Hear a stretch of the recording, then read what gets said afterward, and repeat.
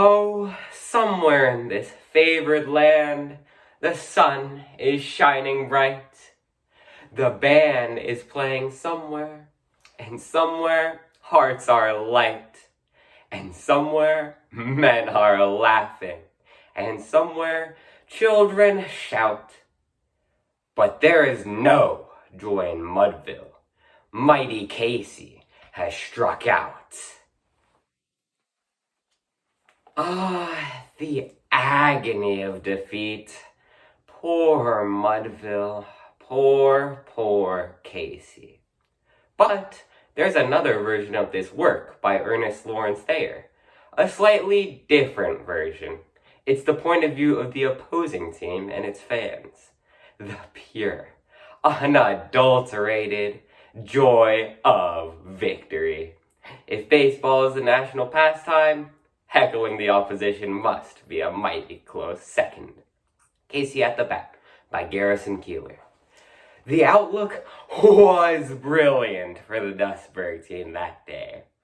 We were leading Mudville 4-2 with just an inning left to play. We got Cooney on a grounder and Muldoon on the same. 2 out, none on. Top of the ninth, we thought we'd won the game. Mudville was despairing, and we grinned and cheered and clapped. To think that after all these years, our losing streak had snapped. We only wished that Casey, that big, fat, ugly lout, would be the patsy who made the final, shameful out. Oh, how we hated Casey. He was a blot upon the game. Every dog in Dustburg barked at the mention of his name. A bully and a braggart, a cretin and a swine. If Casey came to bat, we'd stick it where the moon don't shine. 2 out, and up came Flynn to bat with Jimmy Blake on deck. And the former was a loser, and the latter a wreck. And though the game was in the bag, the Dustburg fans were hurt. To think that Casey would not come and get his just desserts. But Flynn cut loose a single, a most unlikely sight. And Blake swung like a lady, but he parked it deep right. And when the dust had settled, and fickle fate had beckoned, there was Flynn a hugging third, and Jimmy safe at second. Then, from every Dustburg throat arose a mighty cry. Send up that slimy grease ball, and let him stand and die. Throw the mighty slider, and let him hear it whiz. And let him hit a pop-up, like the pansy that he is. There was pride in Casey's visage as he strode across the grass. There was scorn in his demeanor as he calmly scratched his back. 10,000 people booed him when he stepped into the box, and they made the sound of farting when he bent to fix his socks. And then the mighty slider came, spinning towards the mitt, and Casey saw it coming, but he did not go for it. And the umpire jerked up his arm like he was hauling down the sun. And the cry rang from the box seats to the bleachers. Strike! Whoa!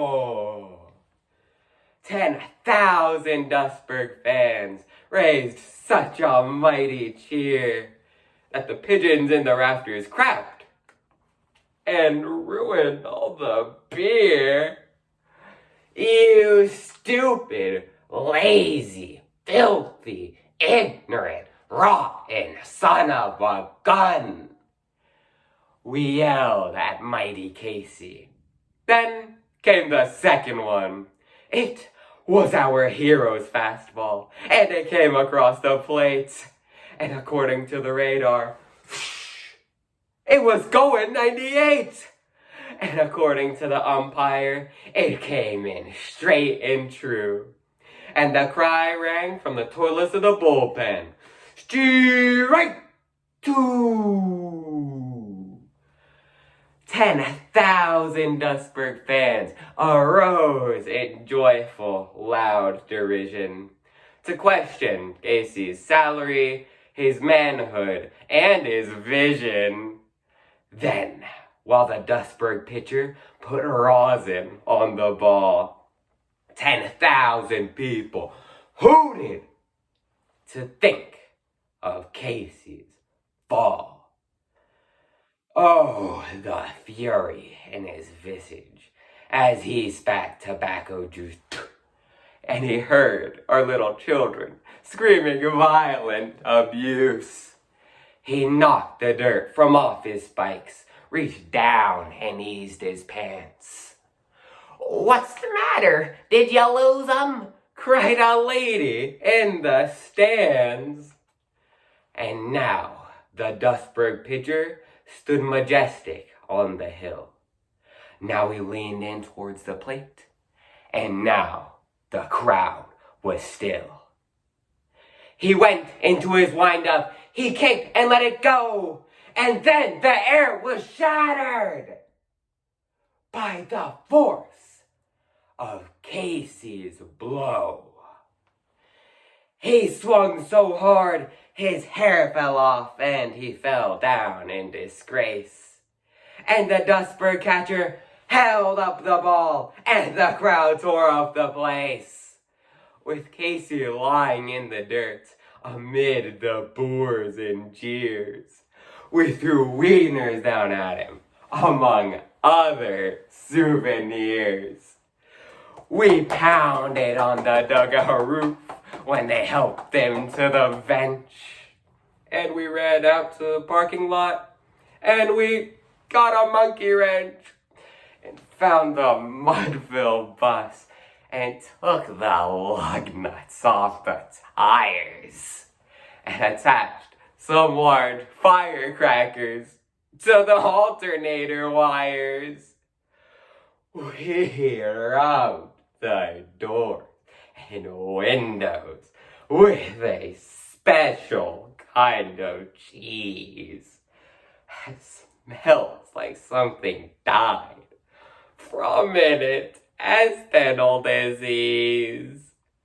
Casey took his sweet time, but we were glad to wait, and we showered him with garbage when he came out through the gates.